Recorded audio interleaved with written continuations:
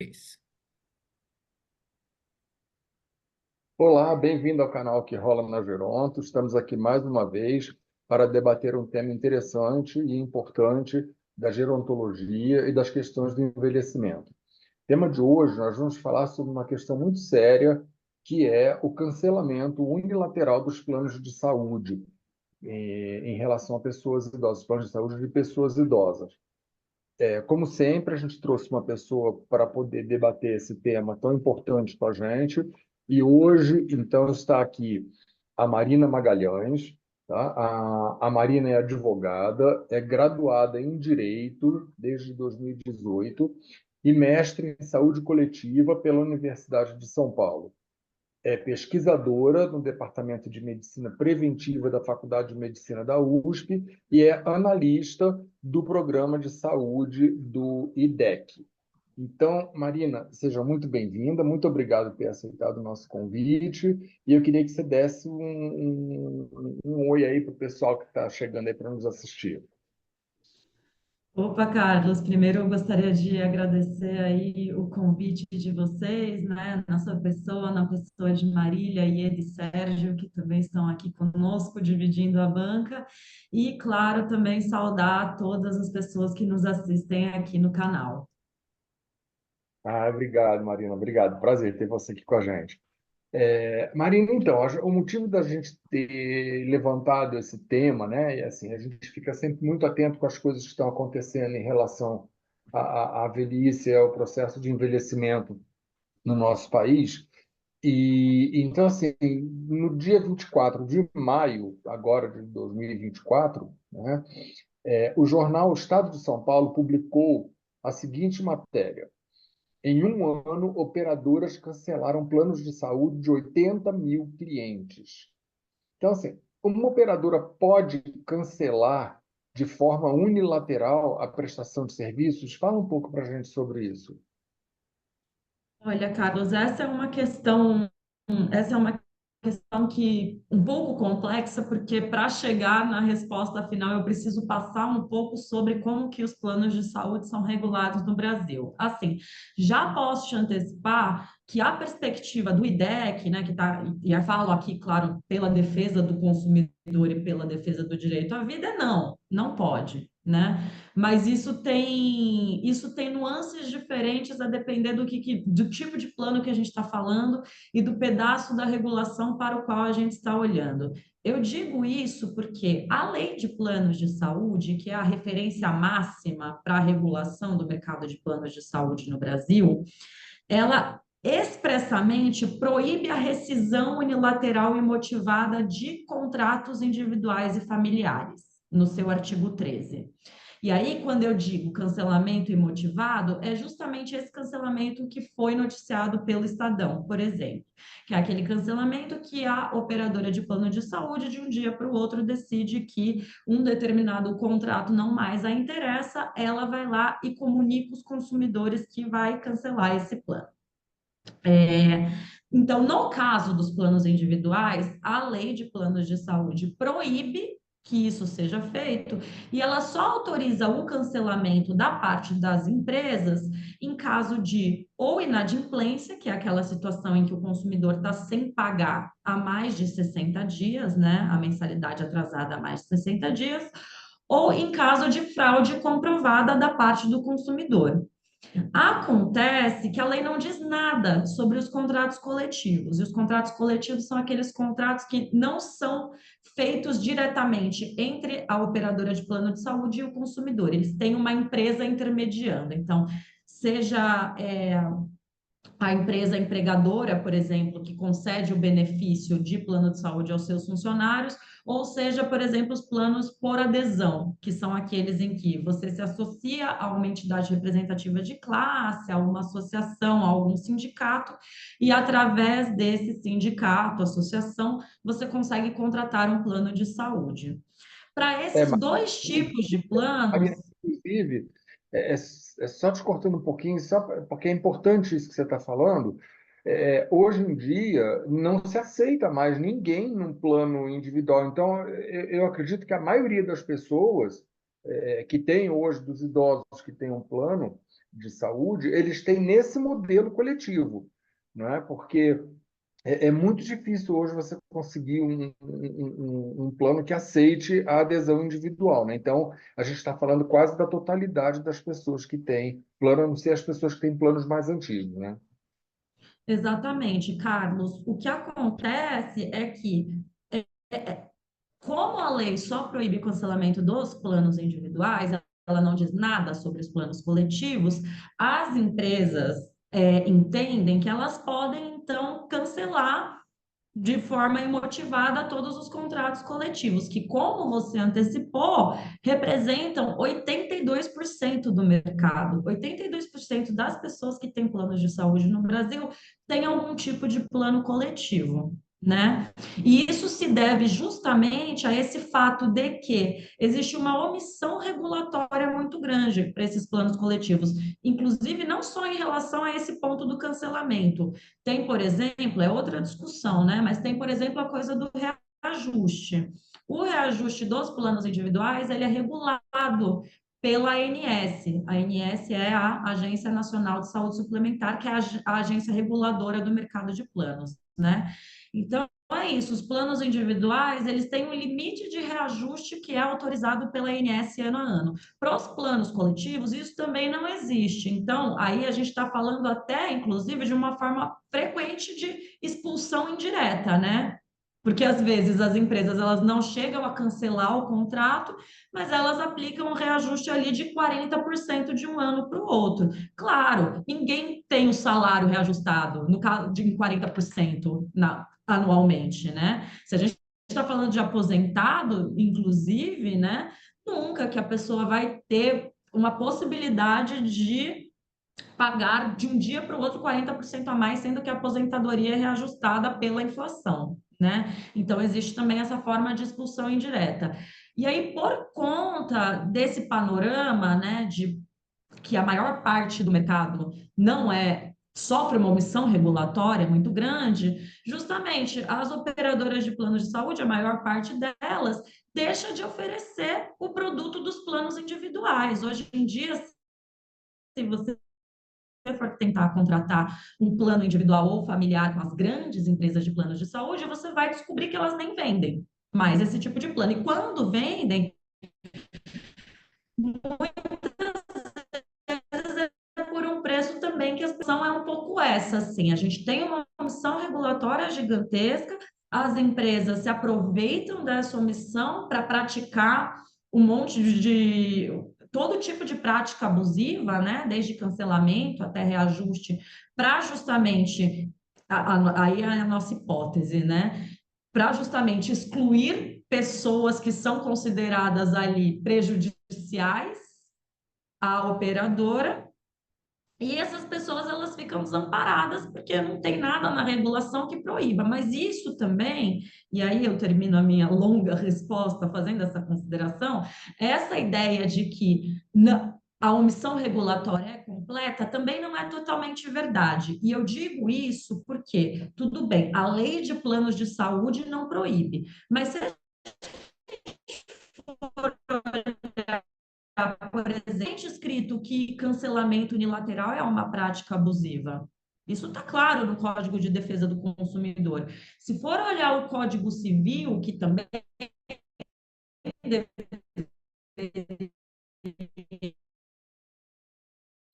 regir todo, proíbe má fé. E o que cancelamento de plano de saúde de uma pessoa com 102 anos, que paga plano de saúde há não sei quanto tempo, é evidentemente má fé, né?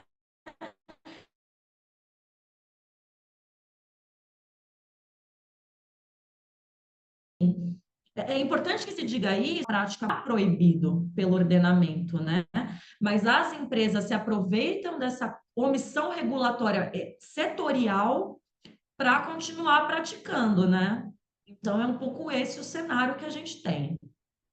Nossa, cenário complexo, hein? Como você bem disse no início da sua resposta, eu acho que você chamou a atenção, os motivos por que pode ser cancelado, inadimplência, fraude. E aí, nas matérias que têm saído, e felizmente esse assunto está bastante debatido nas mídias, quer seja no jornal, quer seja nos grupos, eu estou acompanhando em várias partes, as operadoras fazem a seguinte justificativa: nós não estamos com sustentabilidade financeira para isso, para bancar, para continuar, né, cumprindo esse compromisso.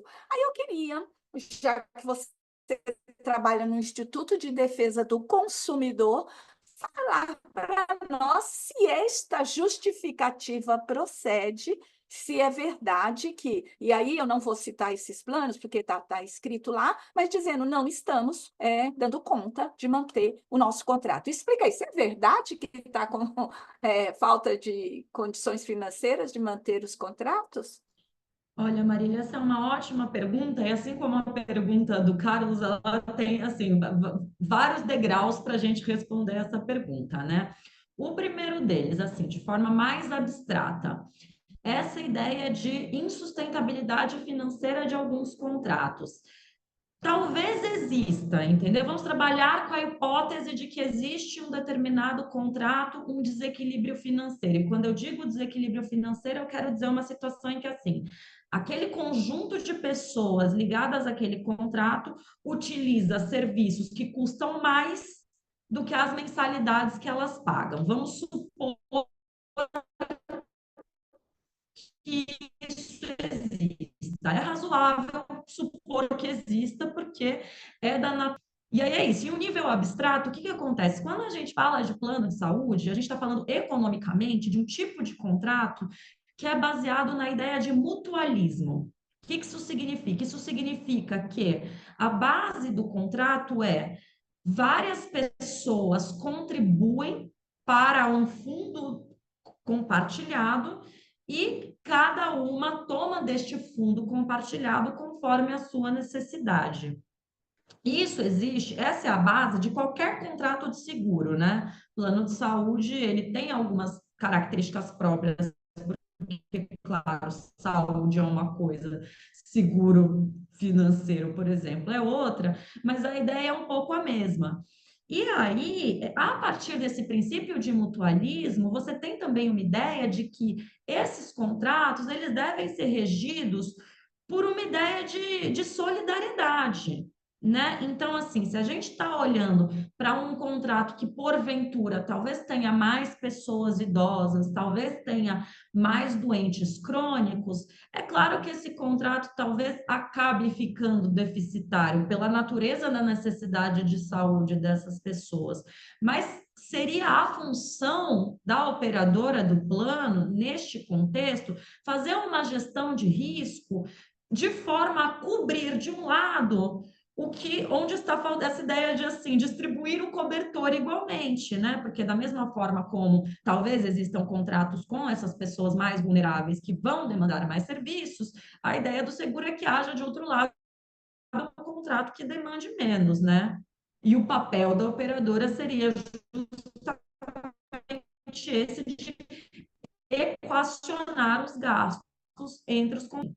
Claro, quando a gente olha, por exemplo, todas as discussões sobre previdência, é sempre essa ideia de que a população está envelhecendo, este modelo talvez não dê conta no futuro. Mas, assim, o que eu posso te dizer sobre o presente, né? Isso talvez seja uma discussão que a gente precise revisitar e achar novas saídas no futuro. O que eu posso te dizer no presente sobre a saúde financeira de operadoras? A gente tem, assim, se a gente olha para os últimos 20 anos do mercado de planos de saúde, ele é um mercado que historicamente só dá lucro. E é uma coisa que, assim, a partir dos anos 2010, a gente tem um crescimento muito exponencial, inclusive, desse lucro desse mercado, né? A gente, se você olha a série histórica de 2010 até 2020, em 2020, o ano da pandemia, inclusive, a gente teve um lucro recorde das operadoras de planos de saúde. Naquele ano, o lucro do mercado foi 19 bilhões. Então, e daí o que acontece? A gente tem aí uma trajetória de aumento de lucros até 2020, e daí, no período pós-pandêmico, vai assim, período durante e pós-pandêmico, depois, então eu estou falando aí de 2021 a 2023, a gente tem uma situação que a gente nunca tinha visto antes, isso é verdade, de prejuízo operacional só dos planos de saúde. E eu digo prejuízo operacional porque a gente não está falando só dos resultados assim, o quanto as operadoras receberam de mensalidade e o quanto elas gastaram com serviços médicos. Em 2020, 2022 e 2023, a gente tem prejuízos operacionais. De novo, isso não significa prejuízo do setor, tá? Porque se você olha o resultado líquido, continua positivo, porque essas empresas também têm uma série de investimentos, né? Tipo assim, elas compensam esse prejuízo operacional de outras formas. Então, primeiro, digo isso para afastar essa ideia de que o setor está em crise, porque na verdade continua lucrando. Mas assim, vamos encarar também, né, relevante. A gente tem esse prejuízo operacional nesses 3 anos que eu falei, 2021, 2022 e 2023. Neste período, primeiro, a gente vê um prejuízo operacional máximo em 2022, em 2023 já tem uma retração significativa desse prejuízo. Então, e quando a gente olha o porquê desse prejuízo ter acontecido, a gente vê que, na verdade, nesse período quase pós-pandêmico já, né? 2021 não, mas 2022, 2023 é pós-pandêmico. Nesse período, a gente vê um aumento da demanda dos serviços dos planos de saúde. E claro, a gente pode dizer que talvez as pessoas, talvez tenha mais pessoas com doenças crônicas que se associaram a planos de saúde, mas a verdade também é que isso, de forma muito plausível, pode refletir um movimento das pessoas voltando a usar o plano, que elas pararam, né, em 2020, essa é a verdade. Em 2020, as pessoas pararam de usar plano de saúde, os planos, como resultado disso, lucraram 19 bilhões, e esse prejuízo, depois disso, representou um pouco essa retomada muito forte dos atendimentos, que, ao que tudo indica, já estão se normalizando, inclusive, né? Como eu disse, essa trajetória de prejuízo ela já diminuiu significativamente entre 2022 e 2023 e já existem análises de mercado que prevêem que a partir de agora é só recuperação, vai voltar lucro em todas as áreas. De Marina, novo, falo em todas as áreas porque, de novo, a gente aí foram prejuízos operacionais, o mercado certo. continuou lucrando. Marina, E inclusive aí, Marina, eu claro, vi uma perdão. notícia eu não sei se foi no Globo ou no Estadão, que o ano passado elas tiveram, você está falando aí, teve prejuízo operacional, mas na verdade você tem razão, que elas anunciaram um lucro de 5 bilhões. Quer dizer, eles tiveram prejuízo nessa parte aqui, mas no geralzão elas lucraram, elas continuam lucrando. Não é isso? Não, Corrobora é o que você está exatamente falando. isso. Marina, eu quero.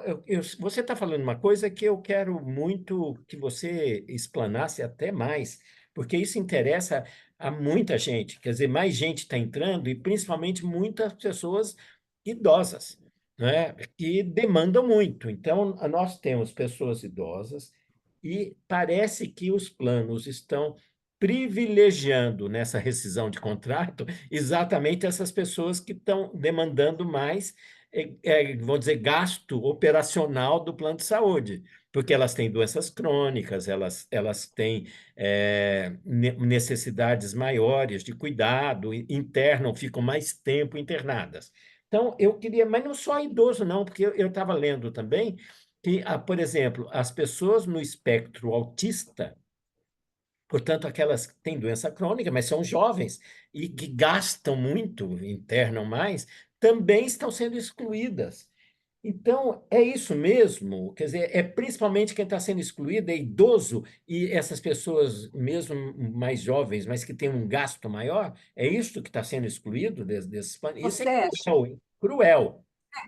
me permite incluir, Marina, que eu também vi que doenças graves também, de câncer, de um estado avançado. Então, olha quem é que é o maior prejudicado.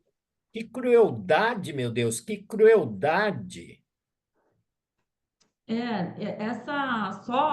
É isso, assim, a desculpa é sempre essa de que, assim, contratos deficitários, a gente precisa, senão o setor se torna insustentável. Eu aí gastei esse tempão falando da trajetória do setor, mas só para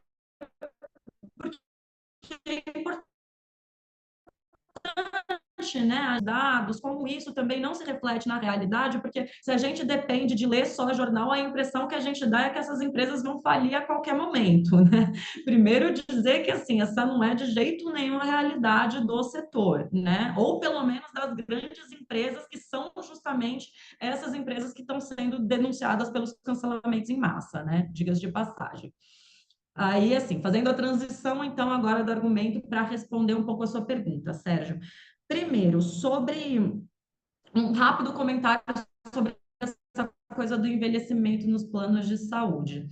É interessante, o Instituto de Estudos de Saúde Suplementar, ele lançou um estudo no ano passado falando sobre a tendência de aumento do número de idosos nos planos de saúde. E aí, assim, é engraçado porque quando você olha o mote principal da pesquisa, o mote é: a população que tem planos está aumentando o número de idosos em planos de saúde. Esse é o mote da pesquisa.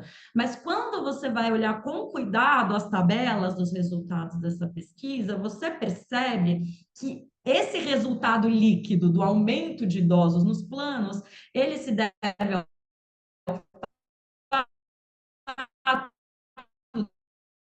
de que a população que já tinha plano, quando você olha só o dado do número de idosos que, já sendo idosos, contrataram planos, você vê que, na verdade, tem muito mais idoso saindo dos planos, né, cancelando seus planos ou tendo seus planos cancelados, do que idoso contratando. Então, na verdade, assim, primeiro é importante dizer isso, não é que a gente está tendo aí um grande aumento do número de idosos em planos, porque o que está acontecendo é, na verdade, tem uma população que envelhece e essa população luta dia após dia para continuar pagando o plano que ela tem. Essa é a realidade do que a gente tem hoje em dia, né? Aí, feita essa consideração, que eu acho importante também, porque senão também fica essa ideia de que, porque só idoso, só pessoa com doença está buscando plano de saúde. Isso não é verdade, né? Na verdade, o dado que a gente tem e como a gente interpreta esse dado é, assim, essas pessoas, elas não têm acesso a planos, elas têm uma dificuldade enorme de contratar plano de saúde, né? Essa é a verdade. Aí, assim, falando sobre essa coisa desses, parece haver uma tendência de concentração desses cancelamentos nesta população hipervulnerável, né? E daí eu digo idosos, eu digo pacientes crônicos, eu digo também, isso, pessoas com doenças muito graves, né? Às vezes doenças raras também, enfim. É difícil da gente chegar num número, sabe, Sérgio e Marília, porque a ANS, que, de novo, é a agência reguladora desse mercado, ela poderia chegar neste número, mas ela faz a escolha de não fiscalizar cancelamento de contrato. A gente consegue chegar perto, assim, a gente consegue, na verdade, sentir uma tendência de aumento, né? A gente vê na mídia essas denúncias, a gente vê as reclamações registradas na ANS sobre esse tema, tudo isso aponta para a gente uma trajetória de aumento desse problema, mas a gente não consegue chegar nesse número de quantos contratos foram cancelados, quantas vidas foram afetadas.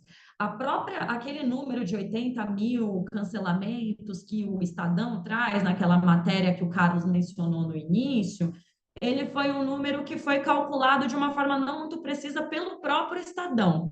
O Estadão, ele foi lá, viu o número, viu o tanto que a carteira de planos de saúde diminuiu nesse período e falou: isso talvez tenha sido cancelamento unilateral. Mas não dá para saber, né? Pode ter aí, sei lá, pessoas que cancelaram seus contratos por vontade própria. E eu coloco ênfase nesse apagão de dados, porque é algo que, primeiro, a ANS deveria fiscalizar e regular, ponto. A ANS deveria olhar para isso, né? E daí a agência faz uma escolha não só de não regular a questão, mas de também não fiscalizar o mercado. E isso dificulta para nós, e daí nós, eu digo, claro, por exemplo, o IDEC, que é uma associação que atua em favor de consumidores. Isso dificulta a minha atuação no dia a dia, porque eu não sei dizer quantos contratos foram cancelados, entendeu? A gente tem esse sentimento, a gente tem algumas formas de dizer que esse problema está aumentando, mas a gente não sabe nem a dimensão do problema. E daí, claro, quando a gente não sabe a dimensão de um problema, fica muito mais difícil você dar soluções coletivas para esse problema, né? Mas assim, falando factualmente, né, o que a gente lê nas notícias, as denúncias que a gente recebe enquanto IDEC, a nossa hipótese fortíssima é de que justamente as empresas elas usam dessa possibilidade de cancelar contrato para tirar das suas carteiras essas pessoas indesejáveis, né? Ou seja, aquela pessoa que vai custar mais caro, falando objetivamente é isso, entendeu? A pessoa que custa mais caro. A nossa hipótese forte é essa, quando você olha esses relatos todos que vêm à mídia, eles apontam para isso, a dificuldade é de afirmar com base nos dados oficiais que é isso que ocorre, porque os dados oficiais não existem, né? E Mas nesse caminho, Marina, continuando um pouquinho nesse caminho, você já comentou um pouquinho a questão do IDEC, aí explica um pouquinho para a gente assim, qual é o papel do IDEC neste processo, de um lado, e do outro lado, eu acho que assim, levando essas informações a quem nos escuta, eu acho que gera um pouco de desespero, né? Em parte, você já explicou muito bem a questão dos contratos individuais e dos contratos coletivos, mas as pessoas podem se sentir vulneráveis nesse sentido. O que elas podem fazer? Né? Que garantia elas vão ter em relação aos seus direitos e os planos de saúde? Eu, consumidor, frente a isso, faço o quê? Ajuda a gente a pensar um pouquinho. olha, Ieda, primeiro, rapidamente sobre o IDEC. O IDEC é uma associação, é uma entidade privada, né? Uma associação sem fins lucrativos, a famosa ONG, né? De forma mais simples, nós somos uma ONG que atua na defesa dos consumidores já faz, enfim, mais de 30 anos. E aí, enfim, não recebemos, a gente é independente, a gente não recebe dinheiro nem de empresa, nem de partido, né? E grande parte do nosso financiamento vem aí de pessoas físicas que se associam a nós, né, para apoiar o nosso trabalho.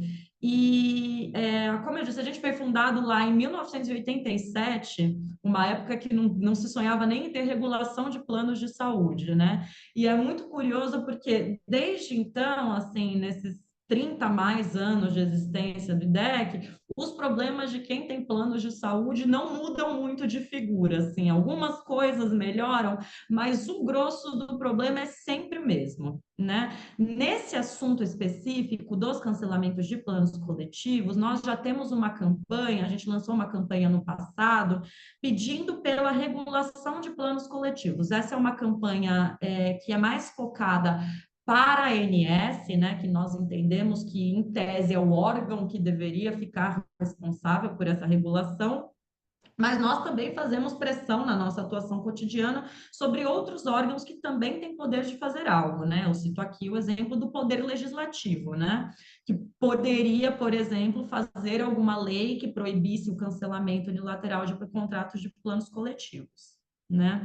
E aí o IDEC ele tem esse enfoque principal de uma atuação coletiva, porque a gente entende, e daí, antes de entrar na próxima parte da sua pergunta, tá? Eu queria só convidar todos os espectadores do canal a conhecerem e apoiarem essa nossa campanha. Ela chama Campanha Chega de Aumento. O nome dela é Chega de Aumento porque ela focava ali na questão do reajuste dos planos coletivos, né? Que foi uma grande questão ano passado também, sempre né? Cancelamento e reajuste é sempre uma grande questão. E aí nós lançamos ano passado a campanha com este nome, Chega de Aumento, mas dentre as propostas da campanha, ela traz também essa coisa do cancelamento, né? Da proibição do cancelamento. E daí convido todos a conhecerem, se jogarem no Google, com certeza vai aparecer, mas eu vou falar aqui também o endereço da campanha, que é idec.org.br/chega-de-aumento.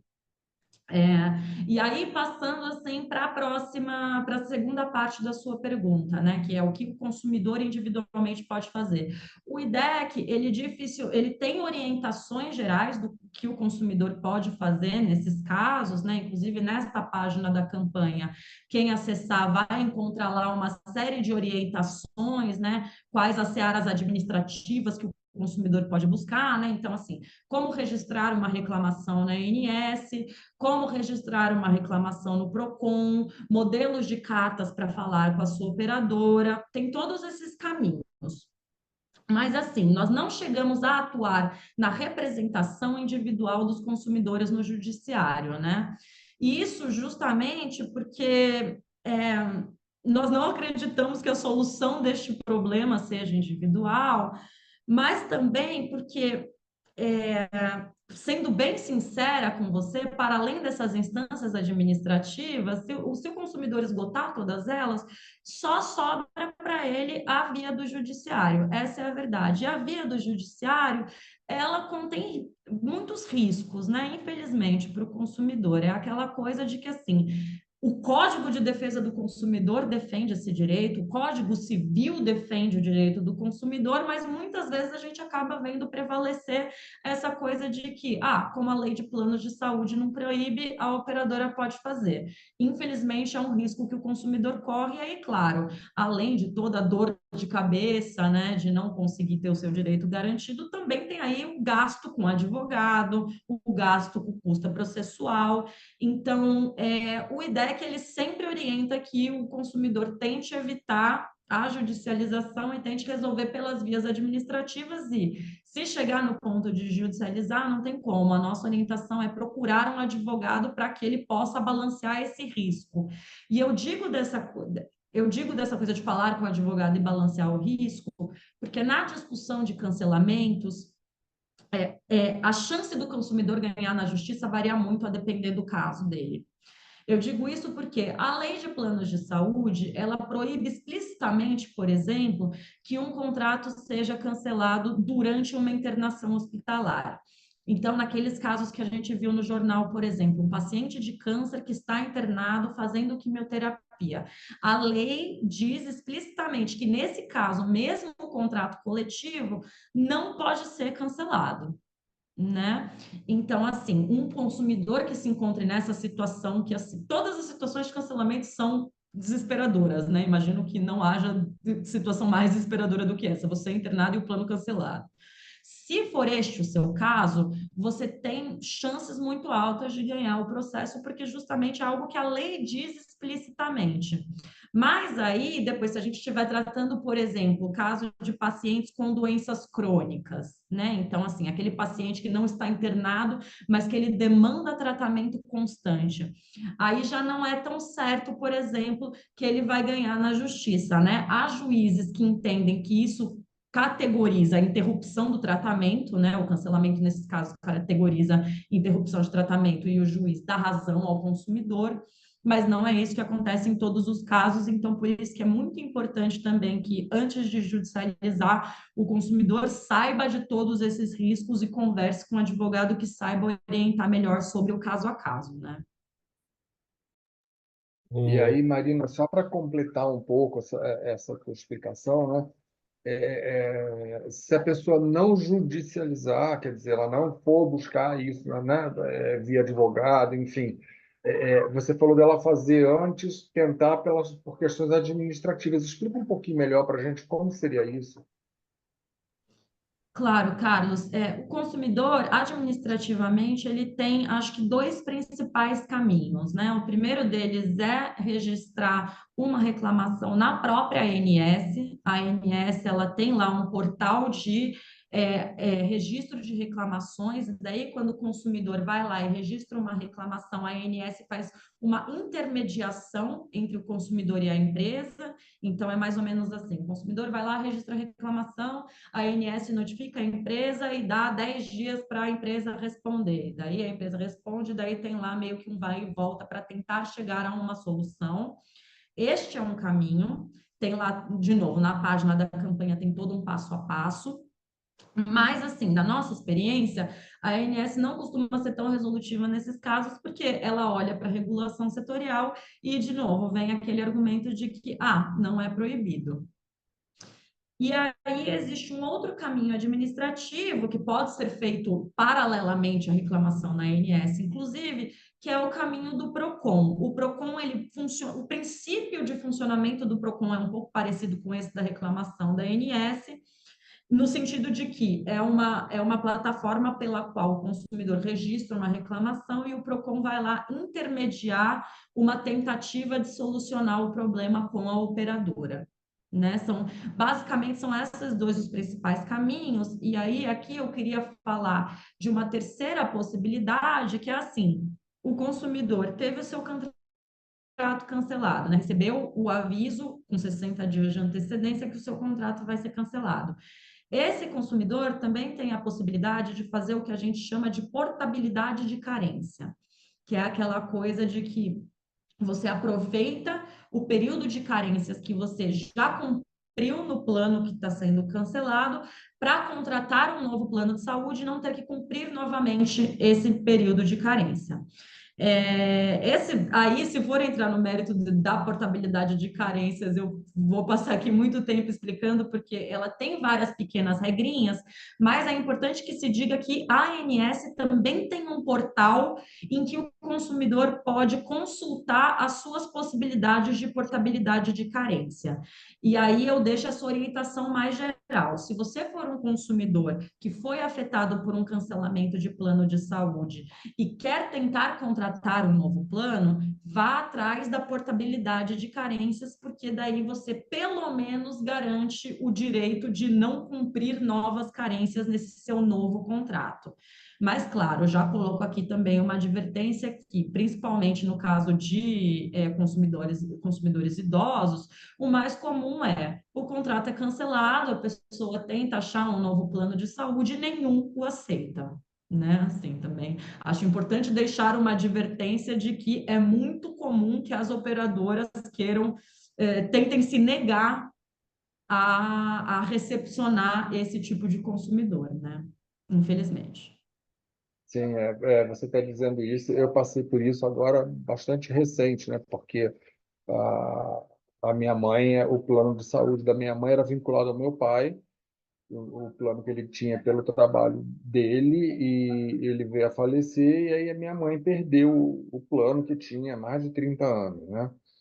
E então a gente foi buscar um novo plano e não aceita nenhum. A gente conseguiu nessas duas empresas aí maiores que trabalham mais com idosos, foi o único que a gente conseguiu. Nos outros planos mais tradicionais, nenhum aceitou. Então, é realmente uma grande dificuldade, né, para a pessoa idosa, que aí no meio do caminho perde o seu plano de saúde, né?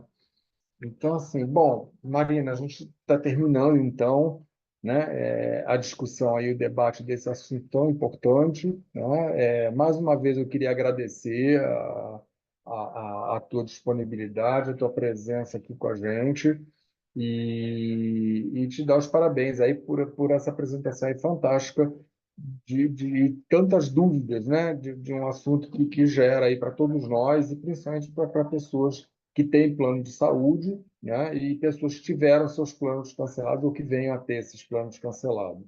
Tá bom? Então, muito obrigado pela sua presença aqui e a você que nos assiste, obrigado mais uma vez. Continuem divulgando o nosso canal. Se você não se inscreveu ainda, se inscreve no canal, ativa lá o sininho para receber notificação cada vez que tiver uma publicação nova nossa, tá bom? Que é semanal. Então é isso. Um abraço a todos e até a próxima. Até Muito mais. obrigada.